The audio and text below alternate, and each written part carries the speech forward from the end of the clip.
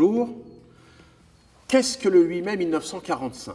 Si on pose cette question à des citoyens dans la rue, 9 fois sur 10, on nous répondra que le 8 mai 1945, c'est la fin de l'armistice. C'est la fin de la guerre, de la Deuxième Guerre mondiale. C'est la libération du monde et de la France en particulier. C'est un jour de fête. C'est un jour que l'on commémore chaque année depuis 70 ans. Et en 2015, justement, ce sera les 70 ans. Mais savez-vous qu'il existe un autre 8 mai 1945 ? Le même jour, le 8 mai 1945, pendant qu'on faisait la fête aux Champs-Élysées, pendant que l'on dansait dans les bals musettes en Bretagne, en Auvergne et ailleurs, le 8 mai 1945, à Sétif, Guelma et Kharata, en Algérie, des citoyens, ce qu'on appelait les FMA, les Français musulmans d'Algérie, parce qu'à l'époque, l'Algérie était un département français.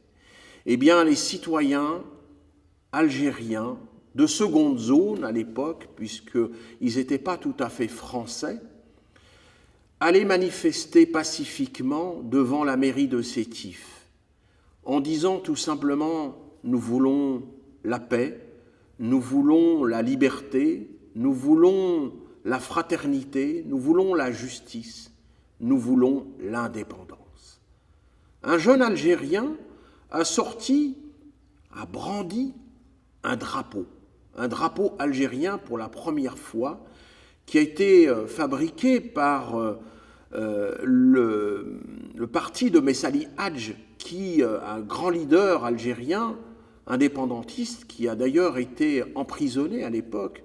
Et cette manifestation pacifique était aussi le moment de réclamer sa sortie de prison.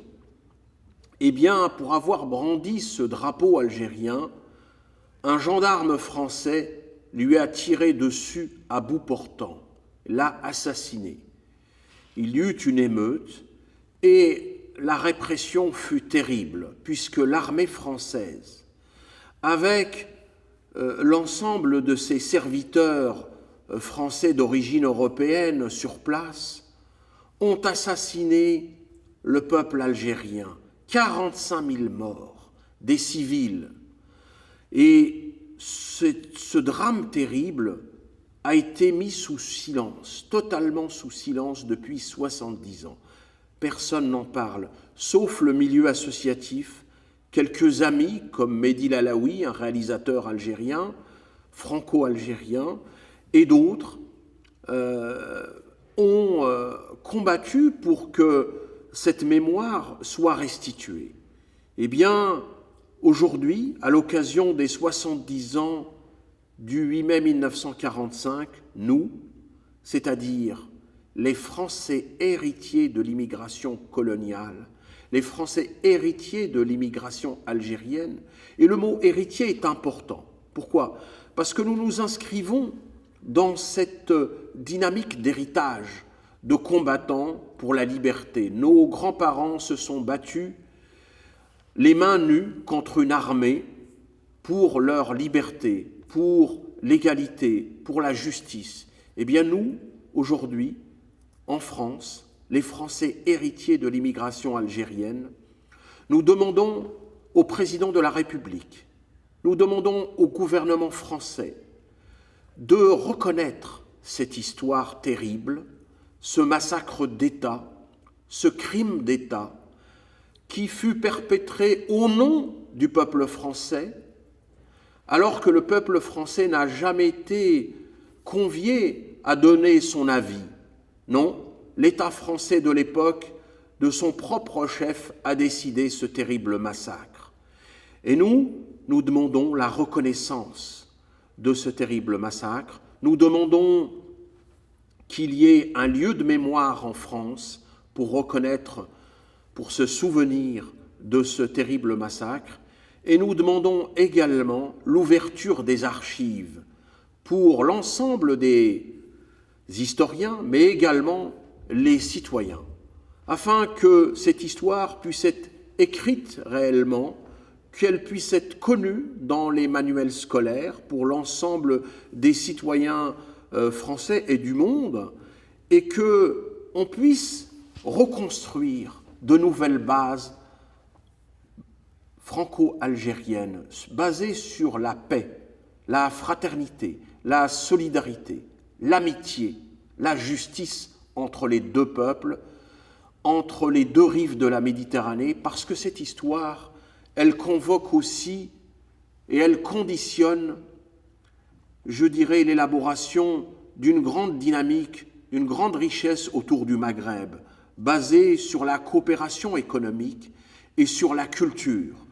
Et je crois que c'est l'occasion, aujourd'hui, 70 ans après, que le président François Hollande, cela l'honorerait de reconnaître solennellement, oui, ces crimes, ces massacres, eh bien, cela permettrait un nouveau départ.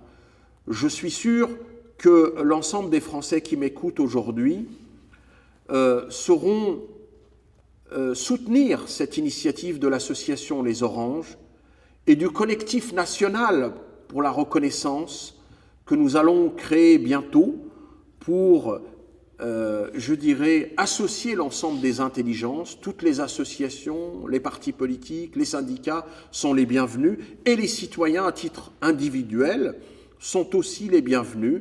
Et donc vous trouverez cette pétition, cet appel que vous pourrez signer dans www.lesoranges.com.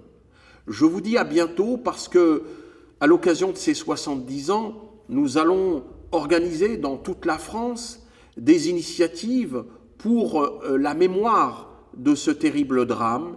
Il y aura des rassemblements, il y aura des moments de recueillement, une minute de silence, partout, parce que les citoyens épris de paix ont envie de recueillement et de souvenirs, pas pour s'inscrire dans la mémoire du pathos, bien au contraire pour s'inscrire dans l'avenir, parce que l'association Les Oranges s'inscrit dans une dynamique de mémoire positive, de mémoire de combat, de mémoire fédérative qui rassemble et qui s'inscrit dans la construction d'un avenir commun des deux rives de la Méditerranée.